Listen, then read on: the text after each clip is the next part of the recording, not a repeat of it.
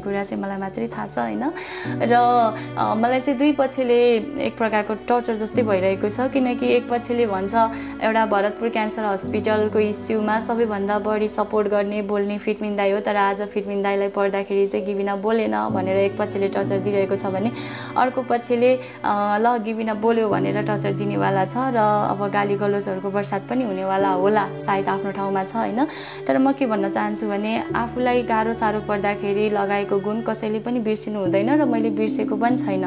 र अर्को कुरा रह्यो नेपाली दाजुभाइ दिदीबहिनीहरू एकअर्कालाई खुट्टा तानातान गर्नु एकअर्कालाई गाली गलोज गर्नु भनेको चाहिँ हामी नेपाली हुनुको एउटा पहिचानमा दाग लगाउने काम जस्तै हो सकिन्छ राम्रो काम गरौँ सकिँदैन भने नेपाली पहिचानमा दाग लाउने काम चाहिँ दाग लाग्ने काम चाहिँ नगरौँ भन्न चाहन्छु र फिटमिन दाइले पनि अब नराम्रो काम मात्रै हैन राम्रो कामहरू पनि धेरै गर्नुभएको छ धेरैजना दुखी असहाय अशक्तहरूको निमित्त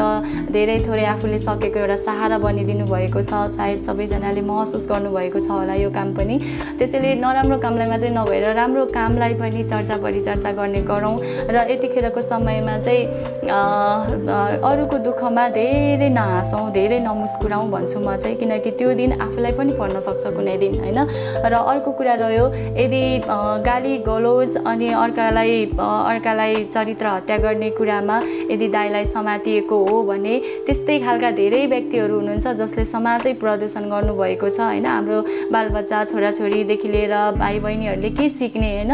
त्यसैले त्यस्तो खालको व्यक्ति यदि फिटमिन दाइले त्यही आधारमा समातिएको हो भने चाहिँ फिटमिन दाइ जस्तै टिकटकै भरि छाडा बोल्ने नराम्रो गर्ने अरूलाई तथा नाम सुन्नै नसक्ने परिवारसँग हेर्नै नसक्ने खालका शब्दहरूको प्रहार भइरहेको छ भने त्यस्तो व्यक्तिहरूलाई पनि समातियोस् र सुरक्षित ठाउँमा राखियोस् हैन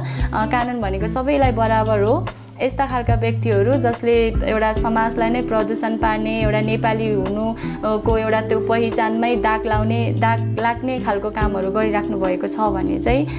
प्लिज है यस्ता खालका व्यक्तिहरूलाई एउटालाई मात्रै होइन सबैजनालाई च्याप्प समातेर ठाउँमा लगेर सही तरिकाले सल्लाह सुझाव दिएर राखिदिनु होला आइन्दा भोलिको दिनहरूमा चाहिँ यस्तो खालको प्रवृत्तिहरू एउटा नेपालीले नेपालीलाई जुदाउने